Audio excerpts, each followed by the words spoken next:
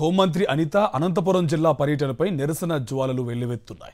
మానవత్వం లేని హోంమంత్రిని అదుకోవాలని వైఎస్ఆర్సీపీ యువజన విభాగం పిలుపునిచ్చింది.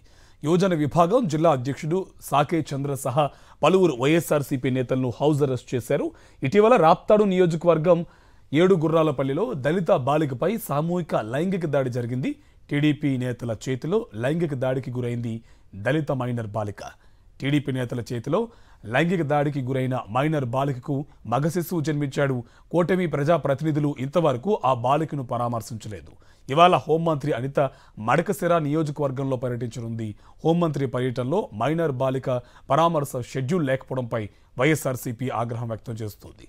హోంమంత్రి అనితను అడ్డుకుంటామని హెచ్చరించింది. ఈ నేపథ్యంలో వైఎస్ఆర్సీపీ యువజన, దళిత, విద్యార్థి విభాగాల నేతలను హౌస్ అరెస్ట్ చేశారు పోలీసులు.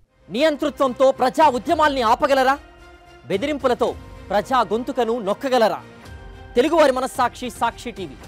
సాక్షి టీవీ ప్రసారాల కోసం వెంటనే మీ లోకల్ కేబుల్ ఆపరేటర్ని సంప్రదించండి.